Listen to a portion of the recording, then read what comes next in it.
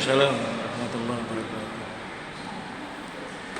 Innal hamdalillah nahmaduhu wa nasta'inuhu wa nastaghfiruh wa na'udzu billahi min shururi anfusina wa min sayyiati a'malina. Man yahdihillahu fala mudilla lahu wa man yudlil fala hadiya lahu. Wa asyhadu an la ilaha illallah wahdahu la syarika lahu وأشهد أن محمدا عبده ورسوله. اللهم صل وسلم وبارك على نبينا محمد وعلى آله وأصحابه ومن تبعهم بإحسان إلى يوم الدين. أما بعد. معاشر المسلمين rahimani wa rahimakumullah. Alhamdulillah, segala puji bagi Allah Subhanahu wa taala. Pada kesempatan yang pagi hari ini kita bisa melanjutkan kembali kajian kita membahas kitab Al-Wajiz di Fiqh Sunnah wal Kitab Al-Aziz yang disusun oleh Syekh Abdul Alim Al-Badawi hafizahullah taala. Dan masih melanjutkan kitab al-buyu, kitab seputar jual beli sampai pada pembahasan riba.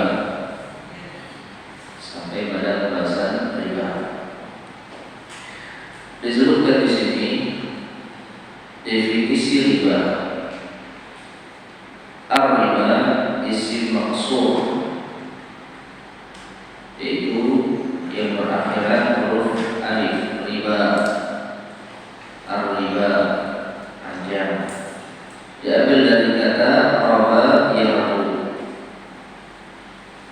sehingga ditulis dengan alif ar-riba, yang namanya alif maksur, ya, berakhiran huruf alif maksur.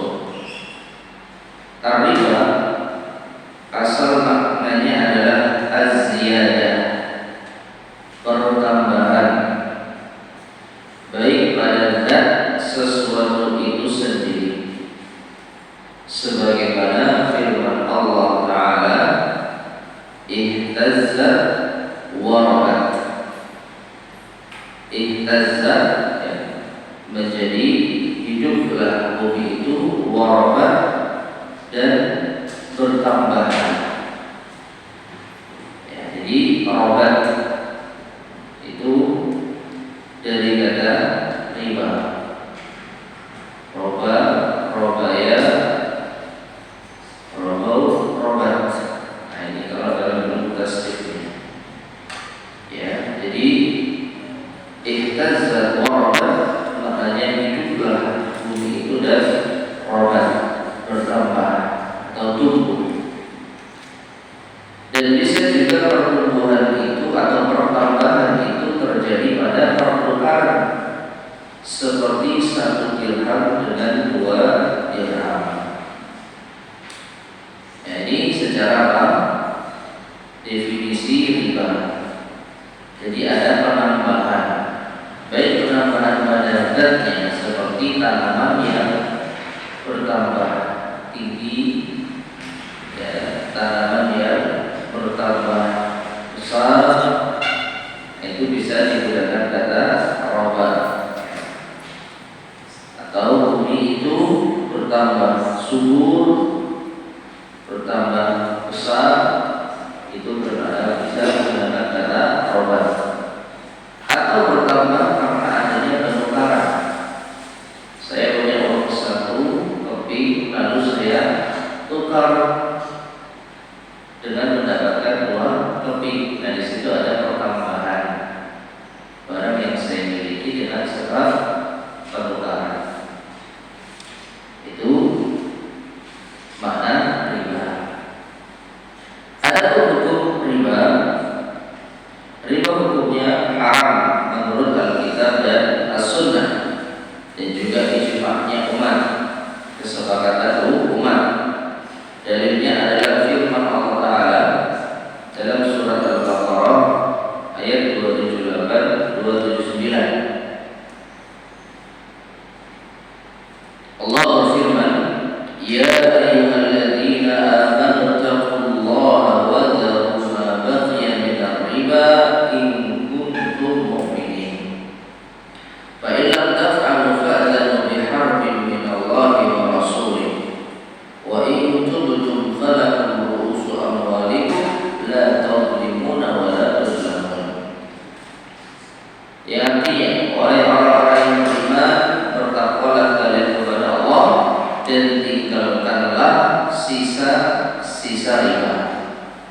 tinggalkanlah sisa-sisa riba.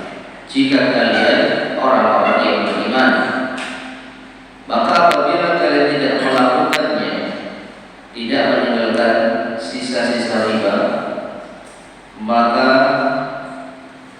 fa'zanu biharbin minallah, yaitu ketahuilah bahwa Allah akan mengumumkan orang kepada kalian. Maka kalian berarti telah mengumumkan orang kepada Allah dan Rasulnya. Dan apabila kalian bertobat, maka boleh bagi kalian untuk mengambil harta pokok kalian. Kalian tidak akan menzalimi dan juga tidak dizalimi. Nah, ini menunjukkan riba itu haram. Kenapa? Karena Allah perintahkan pada ayat ini untuk meninggalkannya. Wadzaru ma baqiya min riba, tinggalkan sisa-sisa riba. Karena sebelum ayat ini diturunkan, kaum muslimin masih ada yang menjalankan praktek ribawi, masih berlangsung muamalah ribawi. Maka ketika ayat ini diturunkan, kaum muslimin diperintahkan untuk meninggalkan. Jadi yang masih bertransaksi, tinggalkan. Boleh kalian ambil harta pokok kalian, tetapi ribanya jangan diambil. Ya. Ini ayat yang ditujukan kepada kaum muslimin saat mereka masih melakukan transaksi riba. Adapun sekarang, karena ayat ini sudah diturunkan, maka kita tidak perlu memulai, maka tidak boleh memulai transaksi riba sama sekali. Karena ayat ini ketika diturunkan, kaum muslimin masih bertransaksi, maka balasannya apa? Wadzaru ma baqiya, tinggalkan sisa-sisa. Ya. Jadi kalau sisa saja tidak boleh diambil, transaksi yang terlanjur ada tidak boleh kita teruskan, maka memulai transaksi riba tentu lebih tidak boleh lagi. Ya. Nah, kemudian dalil yang kedua, dalil diharamkannya riba pada surat Al-Baqarah ayat 275. Allah Subhanahu wa taala berfirman, "Alladzina ya'kuluna riba la yaqumuna illa kama yaqumu alladzi yatakhabbathu asy-syaitanu minal mas." Orang-orang yang memakan riba, mengambil riba, maka tidaklah mereka bangkit di hari kiamat nanti, melainkan sebagaimana bangkitnya orang yang kerasukan syaitan karena penyakit gila. Ya. Orang-orang yang memakan riba tidaklah mereka bangkit nanti di hari kiamat, melainkan seperti orang yang kerasukan syaitan karena penyakit gila. Dan di sini sisi pendalilan akan haramnya riba jelas, yaitu Allah Subhanahu wa taala menyamakan pemakan riba dengan orang yang kerasukan setan terkena penyakit gila. Dan tentu kita semua menyadari bahwa penyakit gila, kerasukan setan lalu bertindak seperti orang gila ini hal yang buruk, bukan hal yang terpuji. Ini hal yang memalukan, hal yang menjijikkan. Ya, ada orang yang bikin kerasukan setan lalu bertindak seperti orang gila. Kita semua tidak ingin. Ya. Oleh karena itu, ketika suatu perbuatan pelakunya diperumpamakan dengan perbuatan yang menjijikkan, jadi menunjukkan akan haramnya perbuatan tersebut. Ya. Ini dari yang kedua, surat Al-Baqarah ayat 275. Dari yang ketiga, Allah Subhanahu wa taala berfirman pada lanjutan ayatnya, itu surat Al-Baqarah ayat 276. Yamhaqullahu riba wa yurbis shadaqat. Yamhaqullahu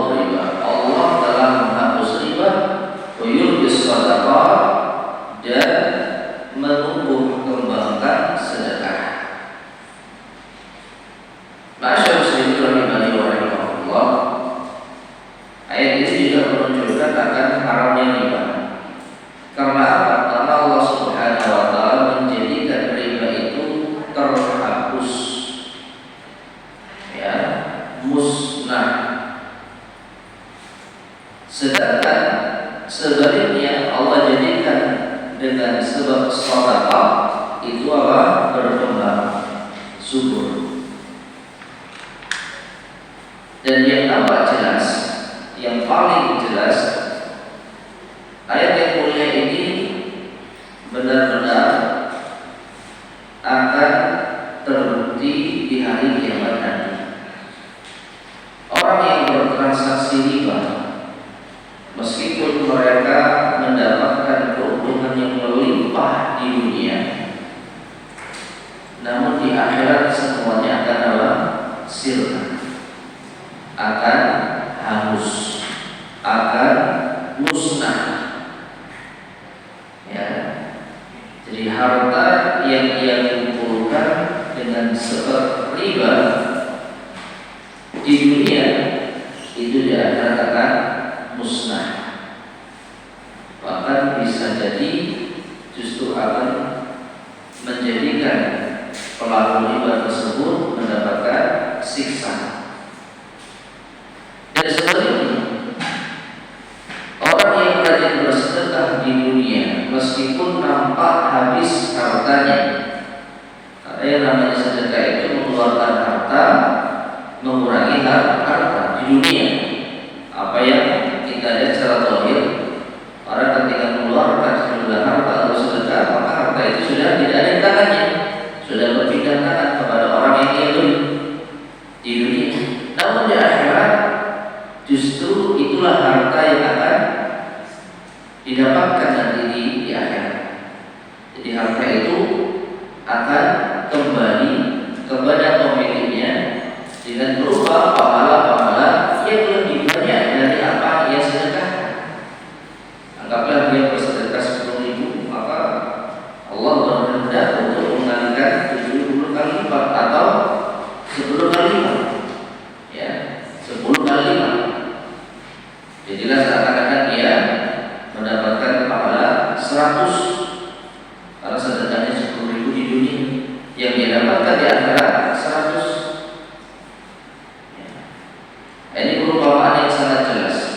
Dengan sebab riba, meskipun secara zahir di dunia kita mendapatkan harta yang melimpah, tapi di akhirat musnah, tidak ada pahala, justru dosa.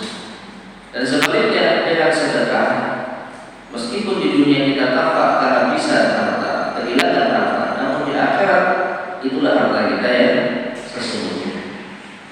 Makanya Rasulullah SAW menyebutkan dalam hadisnya,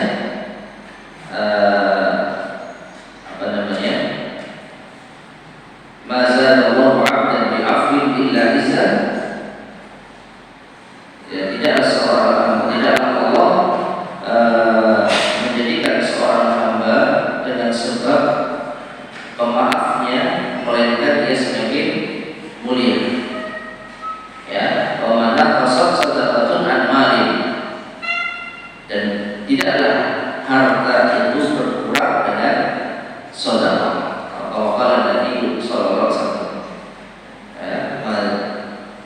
wa man naqasat sadaqatun min malin wa mazadallahu 'abdan bi'afwin illa izan. Tidaklah harta itu berkurang dengan sedekah. Artinya di akhirat harta itu akan kembali dengan wujud pahala yang lebih banyak dari apa yang dia keluarkan di dunia. Ini dalil yang ketiga. Ada dalil yang keempat adalah hadis Nabi Sallallahu Alaihi Wasallam dari Abu Hurairah radhiyallahu anhu yang diriwayatkan oleh Imam Al-Bukhari dan Muslim.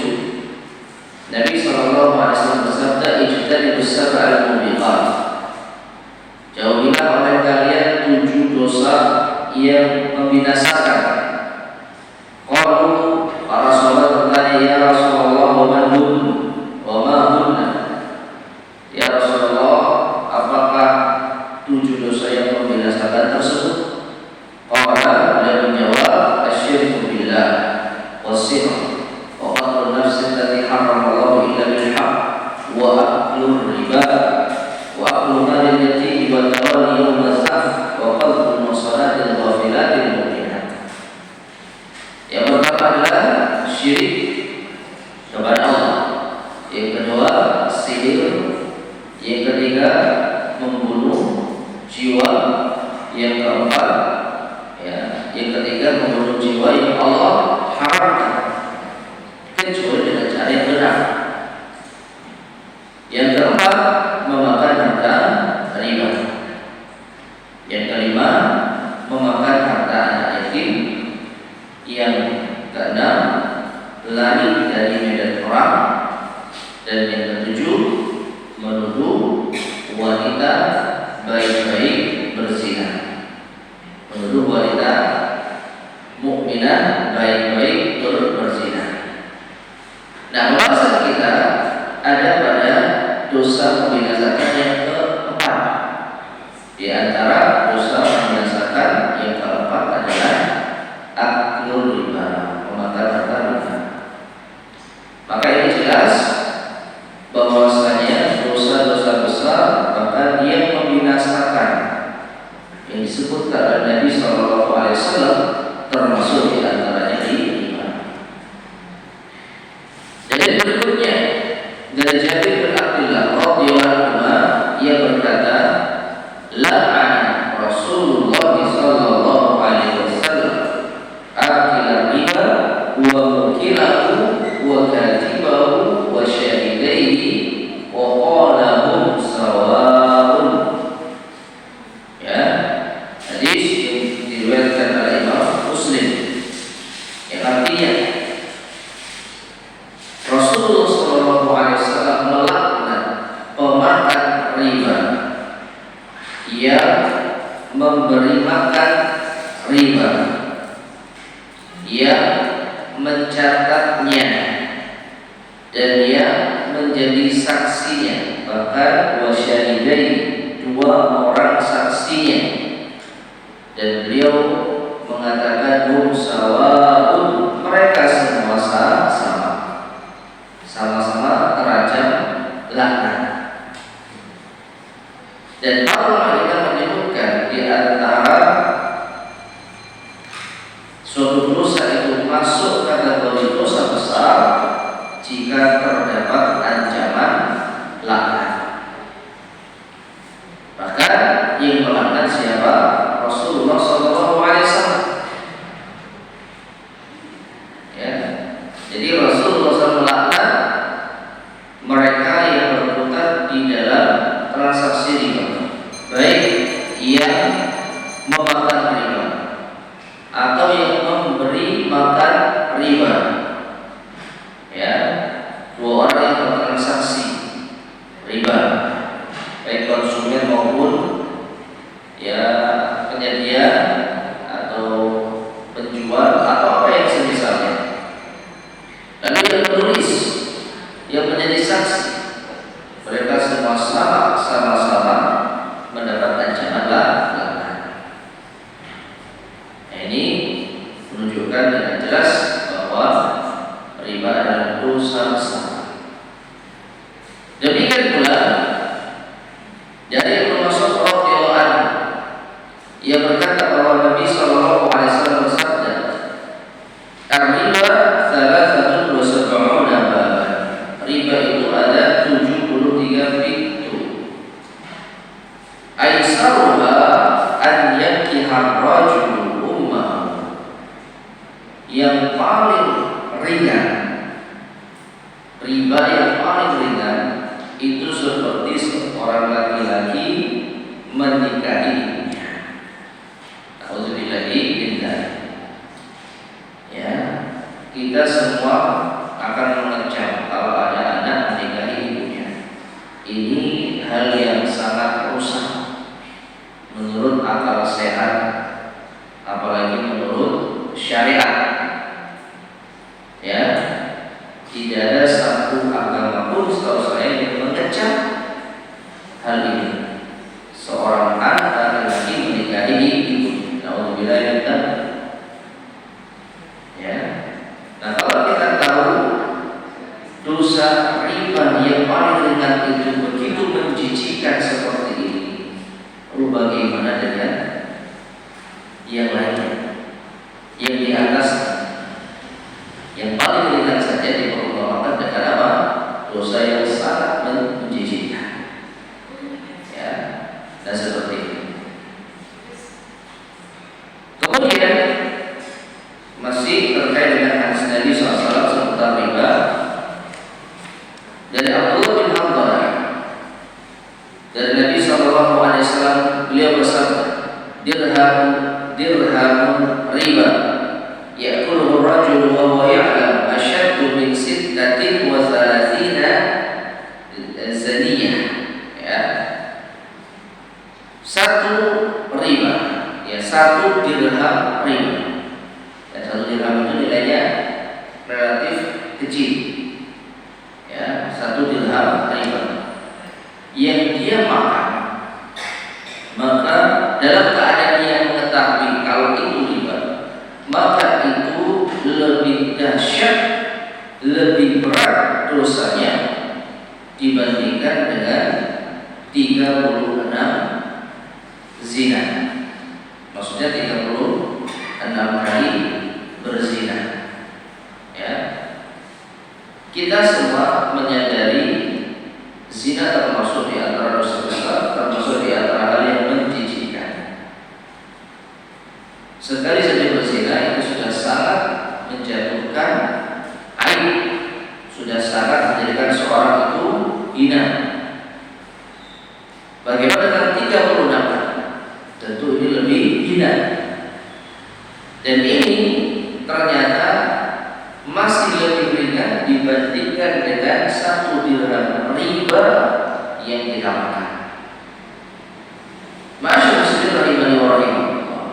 Hadis ini dan sebelumnya bukan berarti kita menganggap ringan dosa menikahi ibu dan berzina dengan 36 wanita. Itu bukan hal yang ringan, itu hal yang besar, hal yang menjijikkan. Namun hadis ini menunjukkan kepada kita tentang besarnya dosa itu yang menjadi fokus kita.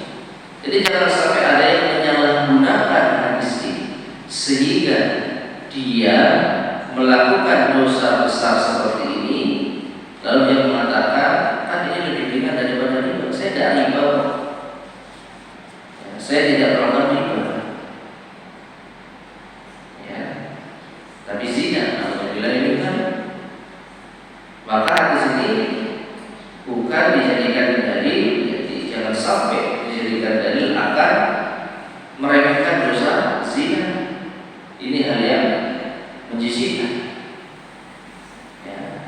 Namun yang harusnya kita ambil pelajaran, dosa yang menjijikkan seperti ini saja, ini kita sudah malu untuk melakukannya, maka harusnya riba pun juga demikian. Ya.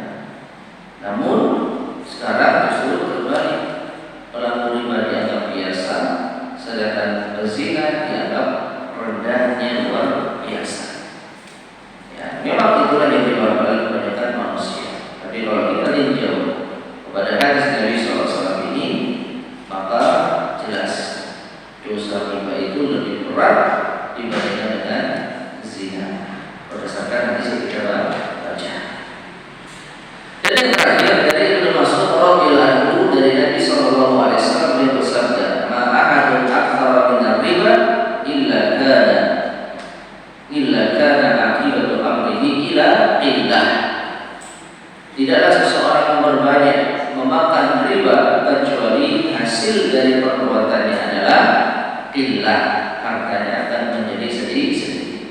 Tapi masyarakat muslim rahimani wa rahimakumullah. Tadi sudah kita sampaikan ayat yamhaqullahu riba. Allah akan menghapuskan, melenyapkan riba. Jadi kita sampaikan ini di mana? Di ayat. Namun bisa jadi di dunia pun juga demikian.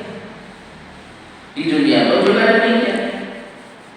Itu orang yang bertransaksi riba dengan berbagai macam jenisnya, yang katanya dia memperkaya diri, maka di akhir kehidupan atau bahkan tidak sampai di akhir kehidupan, semuanya hilang. Apa yang telah ia kumpulkan, apa yang telah ia itu tumpuk dari harta-harta riba, tiba-tiba hilang dengan cepatnya. Maka ini kerugian riba yang sangat besar di dunia. Dia mendapatkan kerugian besar, belum lagi apa? Di akhirat. Belum lagi hukuman di akhirat. Ya. Jadi ada kalanya orang mengumpulkan harta riba di dunia, namun akhirnya harta itu menjadi apa? Musnah. Ya. Ada pula yang memahami meskipun dia memiliki harta banyak dan riba, tetapi sebenarnya nilainya sedikit, keberkahannya atau tidak ada keberkahan. Jadi seakan-akan tidak ada artinya dia punya harta banyak. Tidak ada artinya dia memiliki harta yang melimpah. Ya, karena apa? Harta yang dia kumpulkan justru akan menjadi petaka baginya.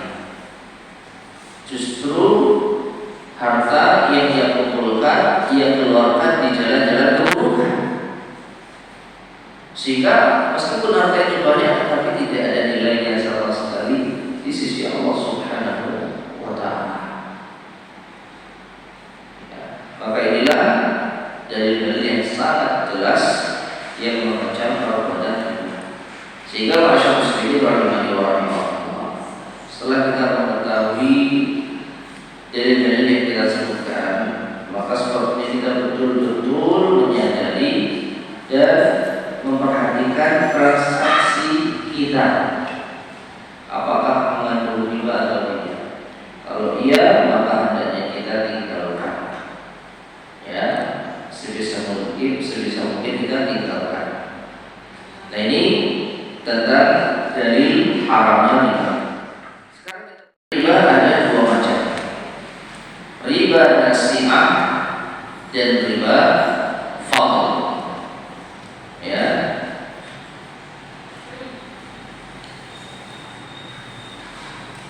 Riba ada dua, riba nasi'ah dan riba fadl. Adapun riba nasi'ah adalah tambahan yang disyaratkan, yang diambil oleh si pemberi utang, orang yang mengutang, ad-dain, dari si pengutang, orang yang berutang, al-madin, sebagai imbalan atas tempo yang diberikan. Jadi kata an-nasi'ah itu mengandung makna tempo. Tempo jangka waktu yang ditambahkan. Dan ini yang terjadi di masa jahiliyah. Perhatikan, kalau kita melihat dengan seksama, maka ada perbedaan antara riba nasi'ah di zaman dahulu dengan zaman sekarang. Lebih parah sekarang.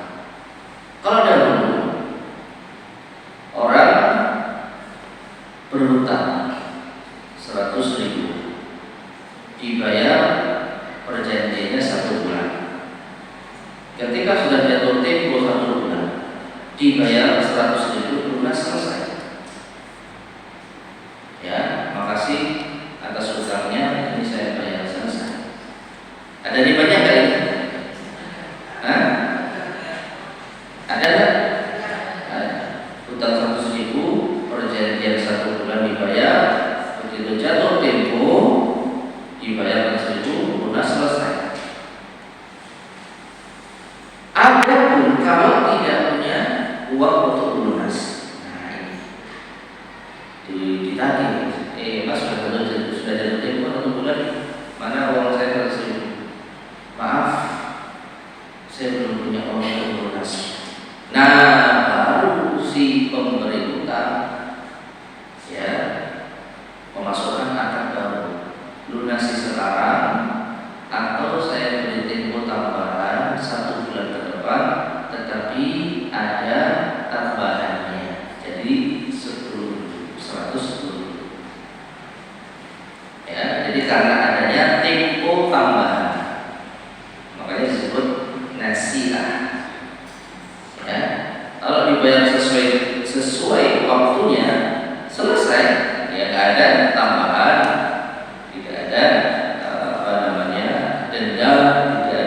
bunga, tidak ada riba.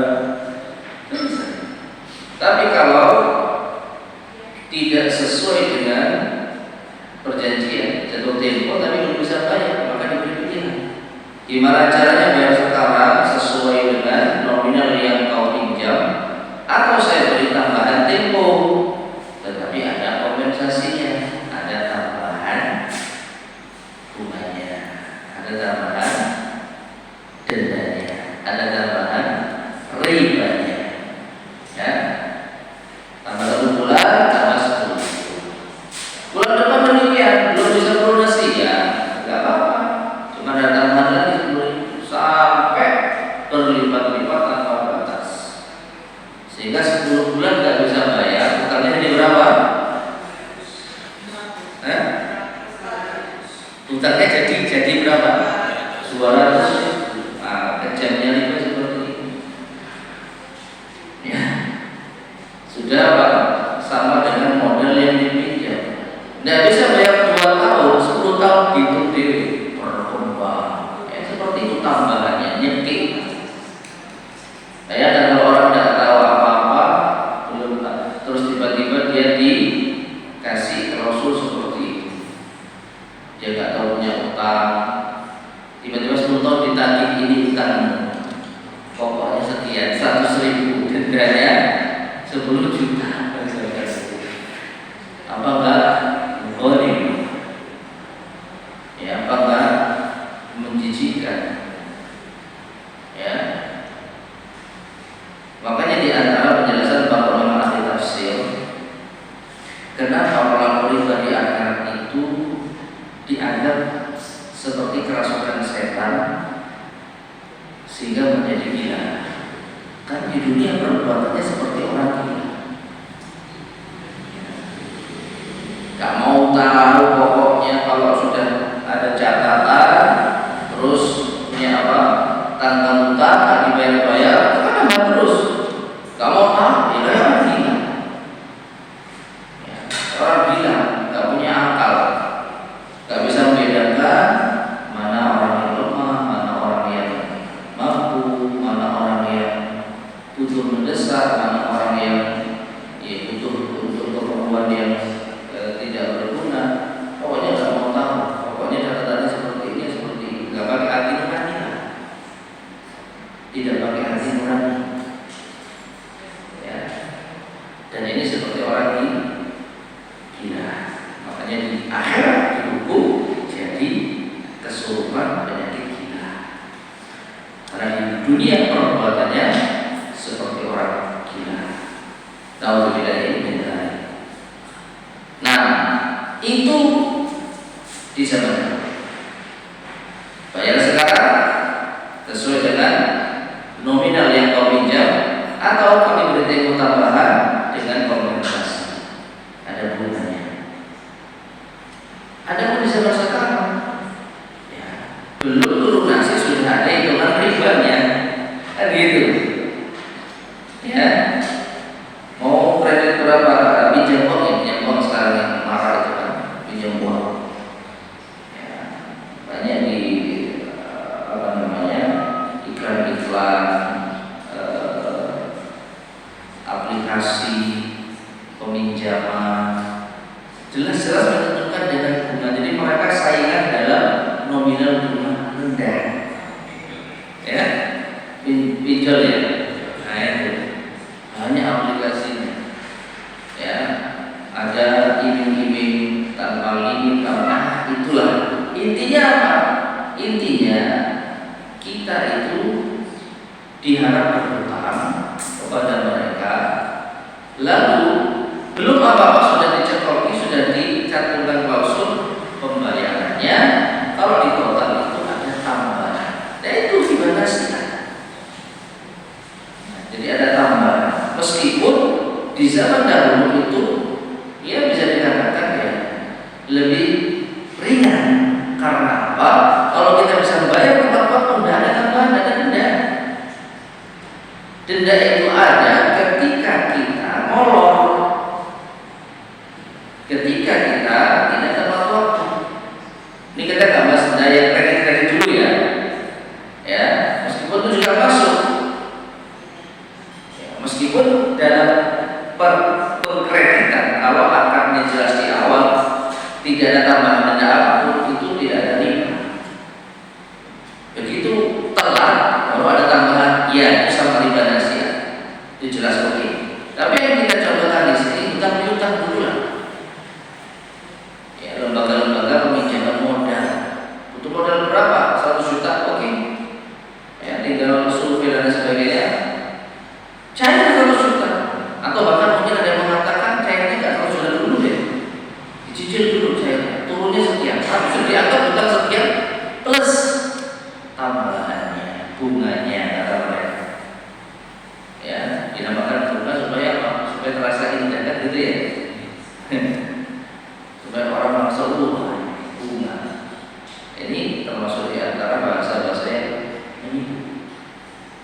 Ya. Jadi belum apa-apa kita sudah mendapat tambahan untuk pembayaran utang. Ya, belum dibayar.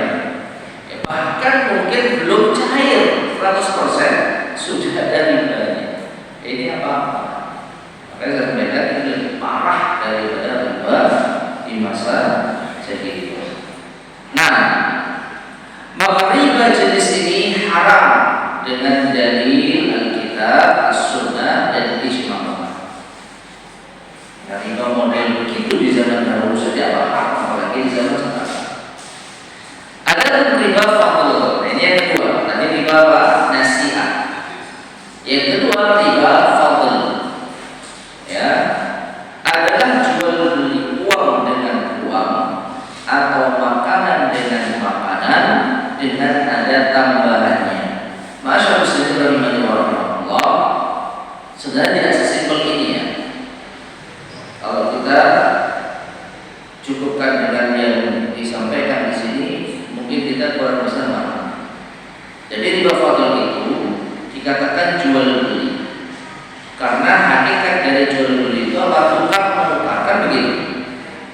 Orang dulu untuk bisa mendapatkan barang yang diinginkan harus ada tukar menukar. Ini kita akan dengan istilah apa? Barter. Kamu punya apa? Punya singkong. Saya butuh beras, ya sudah, tukar beras dengan singkong. Ya, kamu punya apa itu? Itu saya punya apa namanya itu kendaraan. Saya punya sepeda.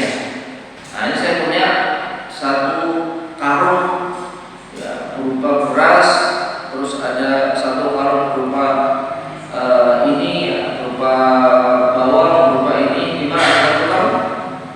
Ya, oke, kita tukar. Nah, itu namanya barter. Dan itu hakikat dari jual beli. Bedanya sekarang ada alat tukarnya, ya kan? Namanya uang. Dan Allah akan bersawab menurut apa yang pernah saya ketahui ya, petaka dari keterpurukan ekonomi ini diawali dengan adanya alat tukar seperti ini. Kenapa? Kertas itu tidak ada nilainya. Tapi begitu ditulis 100.000, wah ini ya, secara bahan kertas itu nggak ada nilai, tapi ketika ditulis 100.000 berbeda dengan kertas yang ditulis 2.000, bahannya sama, gara-gara beda cetakan dan nominal angka maka menjadi beda nilai. Meskipun ada yang mengatakan itu hanya sebagai tanda dari nominal emas yang disimpan. Nah, ini padahal kita tidak tahu. Jadi orang katanya penerbit uang itu harus memiliki simpanan emas senilai dengan uang yang diterbitkan, uang yang dicetak. Ya. Jadi misalnya kita punya 100.000 nih. Sebenarnya 100.000 ini ada wujudnya di bank. Indonesia ya, atau bank mana lah ya. Ya. Nah ini kita punya, seharusnya nominal ini sebenarnya ada wujudnya disimpan. Tapi kan masalahnya yang asli itu di sana. Tapi ini sudah diakui sudah disahkan, oke lah, selesai. Nah, kembali kepada masalah kita, riba fadl, tukar menukar uang. Tadi sudah sepakat ya, jual beli itu apa namanya? Tukar menukar, ya kan? Jadi tukar menukar itu hakikatnya jual beli.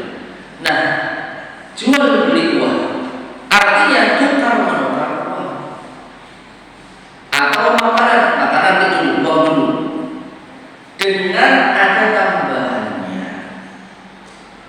Yang paling jelas apa yang kita lihat yang menjelang hari raya di pinggir jalan. Kita punya uang lama 100.000, lalu kita tukar dengan uang baru 2.000-an sekian lembar yang kalau di total nilainya cuma 90.000. Ya. Nah, di situ ada tambahan. Ada tambahan apa? 90.000 baru ditukar dengan 100.000. Ada tambahan nilai 10. Ya. Padahal yang kalau tukar menukar, kalau dalam barang riba itu harus sama.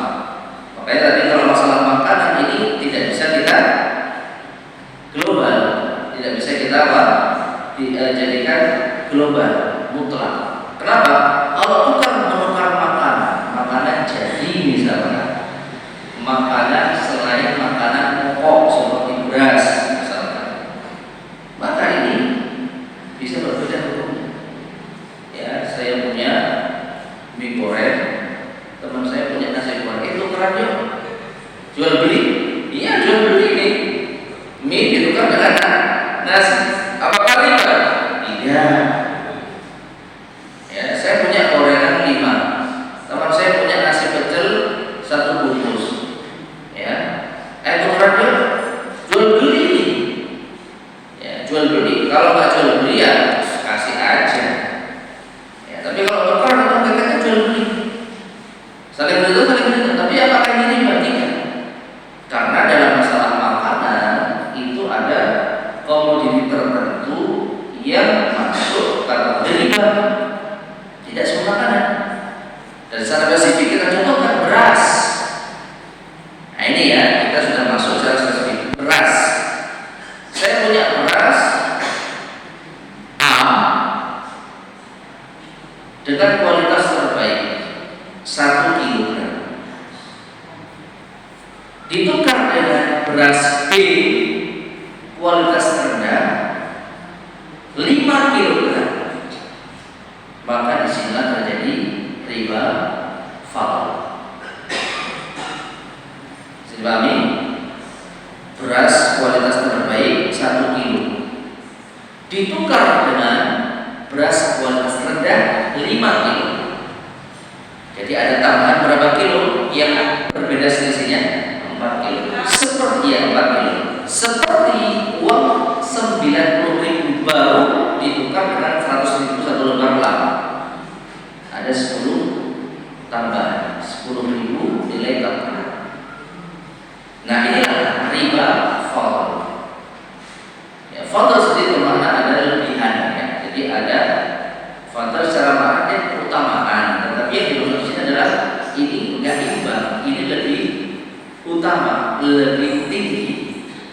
Sedangkan dalam tukar menukar barang ribawi itu harus sama takaran timbangan nominal. Ya, kecuali nanti ada lagi pembahasan beras dengan kurma, meskipun sama-sama makanan pokok, boleh nggak beda jenis, beda apa? Beda nominal boleh, beda timbangan boleh. Nanti ada perinciannya insyaallah.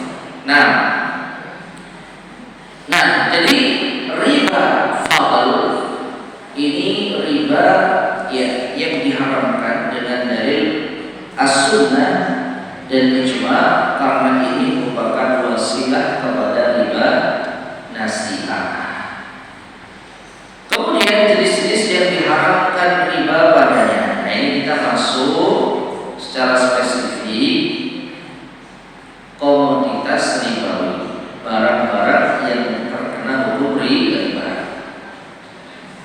tidak terjadi kecuali pada al-asnaf as-sittah.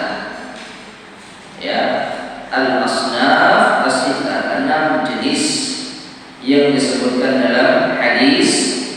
Dan Ubadah bin As-Samit ia berkata, Rasulullah sallallahu alaihi wasallam bersabda, "Adz-dzahab bil-dzahab wal-fiddatu bil-fiddati wal-burru bil-burri wasy-sya'iru bil-sya'iri wat-tamru bil-tamri wal-milhu bil-milhi mathalan bi-mathalin sawa'an bi-sawa'in yadan biyadin."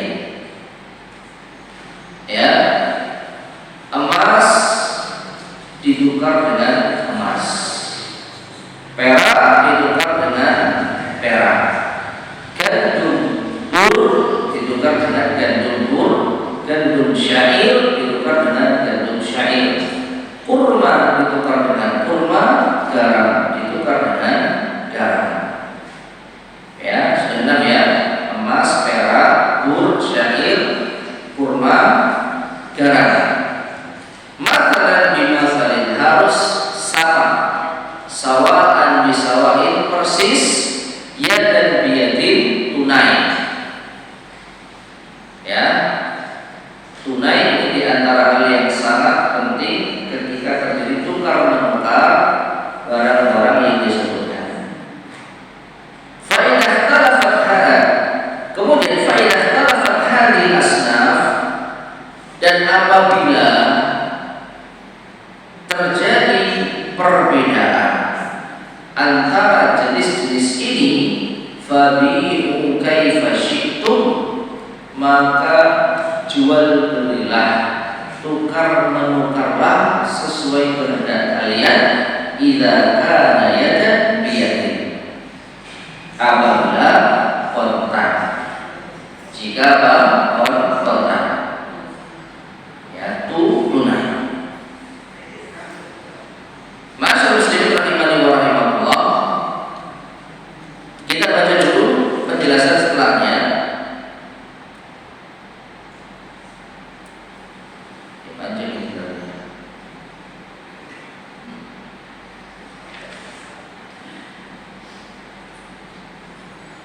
Baik, coba kita baca dulu. Apabila 6 jenis ini dijual dengan yang sejenisnya, seperti emas dengan emas atau kurma dengan kurma, maka haram dilakukan dengan tafadul, saling dilebihkan, yang tadi kita sebut dengan riba fadl. Dan haram pula dilakukan dengan cara nasi'ah, ditangguhkan, ada tempo di dalam serah terima, dan harus ada persamaan dalam timbangan atau takaran, dan tidak perlu melihat kepada kualitas baik dan buruknya. Seperti tadi, uang baru dengan uang lama tidak ada bedanya secara nilai, meskipun kualitas kertasnya beda. Dan sekali lagi, kertas ini tidak ada nilainya, ya kan? Sebenarnya ini adalah nominal yang kita miliki di bank dalam rumah emas, itu yang aslinya. Secara kualitas tidak ada bedanya kertas 100.000 lama dengan 2.000 baru 90.000, ya. Nah ini. Serta harus ada ta'awud, serah terima di majelis akad tersebut. Baik, hadis yang lainnya dari Abu Sa'id Al-Khudri bahwa Rasulullah SAW bersabda, "La tabi'u dzahaba bidz-dzahabi illa mislan bimithlin, wa la tashifu ba'daha 'ala ba'din." Jangan kalian jual emas dengan emas, tukar-menukar emas kecuali dengan timbangan yang sama, dan jangan kalian lebihkan sebagiannya dengan yang lain. Ya, emas 1 gram ditukar dengan 2 gram. Ini. Wala tabi'u al-wariqa bil wariqi illa mislan bimithlin wa la tashifu ba'daha 'ala ba'din. Perak juga demikian. Kalau kalian jual beli perak, tukar-menukar perak, maka jangan ada kelebihan antara perbedaan, yaitu berat antara keduanya. Wala tabi'u minha ghaiban binajis, dan juga kalian jangan menjual barang yang gaib, belum ada barangnya, dengan barang yang sudah ada. Ya, tukar menukar emas, tetapi yang ditukar yaitu masih apa? Di rumah. Ya, misalkan saya punya emas 1 gram, ya saya tukar dengan cincin emas 1 gram. Misalkan ya, saya punya koin emas 1 gram. Ya, saya juga punya cincin emas 1 gram. Boleh kita tukar-tukar? Ya, boleh. Sama-sama 1 gram. Yang 1 koin, yang 1 cincin. Beratnya sama. Boleh? Boleh. Tetapi cincinnya di rumah. Nah, cincinnya di rumah. Koinnya sudah ada. Maka ini tidak boleh dilakukan saat itu. Ya, dan ini masuk nasihat karena ada apa? Penangguhan serah tadi. Satu lagi dari Umar bin Khattab radhiyallahu anhu dia berkata, Rasulullah sallallahu alaihi wasallam bersabda, "Adz-dzahabu bil-dzahabi riban illa ha'a wa ha'a, wal burru bil-burri riban illa ha'a wa ha'a, wasy-sya'iru bil-sya'iri riban illa ha'a wa ha'a, wat tamru bil-tamri riban illa ha'a wa ha'a." Ya, emas dengan emas riba kecuali jika langsung serah terima. Gandum, kemudian syair, kemudian kurma juga demikian. Riba kalau ditukar tidak tunai. Kalau ditukar tidak tunai. Tidak menjadi riba kalau ditukar secara tunai. Dari Abu Sa'id Al-Khudri dia berkata, pada masa Rasulullah SAW kami pernah diberi kurma jamak, yaitu kurma campuran antara yang bagus dengan yang jelek. Maka kami menjualnya 2 sok dengan 1 sok. Berita tersebut sampai kepada Rasulullah SAW bersabda, maka beliau mengatakan, la so'ai tamrin bisa'in, wa la so'ai himbatin bisa'in, wa la dirhama bidirhamain. Ya, janganlah menjual 2 sok kurma. Sok ini nama 1 takaran tertentu. Ya, jangan menjual 2 sok kurma dengan 1 sok. Dan jangan pula menjual 2 sok gandum dengan 1 sok gandum. Dan jangan pula menukar, menjual 1 dirham dengan 2 dirham. Ya. Dan apabila 6 jenis ini dijual dengan jenis yang lain, seperti emas dijual dengan perak atau gandum dengan syair, maka boleh tafadul, boleh ada perbedaan, entah itu takaran, timbangan atau nominal, dengan syarat harus diserah terimakan di majelis, karena sabda Nabi SAW dalam hadis Ubadah yang telah disebutkan. Ya, apa itu? Fabi'u kaifa syi'tum idza talafat hadhihi al-asnaf. Kembali ke hadis yang pertama. Hadis yang pertama, idza talafat hadhihi al-asnaf. Kalau jenisnya berbeda, fabi'u kaifa syi'tum idza kana yadan biyadin, maka jual belilah, tukar-tukarlah sesuai dengan kehendak kalian selama apa? Yadan biyadin, ya, tunai. Baik, masyaallah muslimin rahimani wa rahimakumullah. Hadis sebelumnya juga, setelahnya juga mengandung makna yang sama, tapi kita jelaskan dulu lah kesimpulannya. Jadi begini, dari 6 jenis ini, 6 jenis barang ribawi. Apa tadi? Emas, perak, gandum syair, gandum bur, kemudian kurma, garam. Maka dari 6 ini kita bagi terlebih dahulu menjadi 3. Yang pertama, anggaplah kita sebutkan alat tukar. Kategori alat tukar. Yang kedua, kita sebut saja kategori makanan pokok. Makanan pokok. Yang ketiga, kita sebut saja kategori garam. Itu masuk kategori apa? Apa? Bumbu tambahan. Garam. Masuk kategori apa?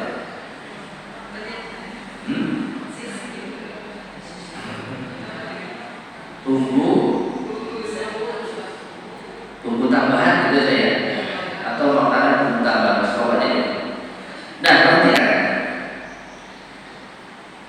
kategori ini kita luaskan lagi per kategorinya. Yang pertama apa tadi? Alat tukar. Zaman dahulu yang disebutkan dalam hadis emas dan perak. Di zaman sekarang berkembang. Emas perak sudah pasti. Selain emas perak, lebih spesifik rupiah, dolar, real, dan seluruh mata uang yang ada. Ini semua masuk kategori apa? Alat tukar. Paham ya? Emas, perak itu yang sesuai dengan nas. Adapun yang lainnya itu kias. Emas, perak yang sesuai dengan dalil. Adapun rupiah, dolar, real, yen dan lain sebagainya itu masuk kias. Kategori kedua apa? Makanan pokok yang disebutkan dalam hadis 3, syair, gur, dua-duanya sama-sama gandum. Yang ketiga kurma. Kalau sekarang beras, jagung. Kalau jagung jadi makanan pokok, anggaplah masukkan. Meskipun sekarang enggak ya. Ya, yang pasti yang kita sepakati beras. Kalau ada lagi silahkan ditambahkan makanan pokok apa itu. Nah, kategori ketiga bumbu tambahan yang disebutkan dalam hadis garam. Dan mungkin dia juga bisa tambahkan kira-kira apa? Gula. Ya, gula. Kecap. Boleh. Ya, saya tukar satu sak kecap bangun dengan satu sak kecap ABC.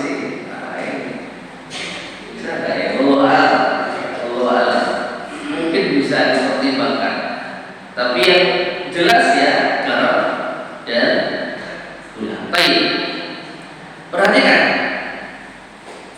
Kalau tukar menukar itu ada pada satu kategori dan satu jenis, maka syaratnya 2. Ya, kalau dicatat silakan.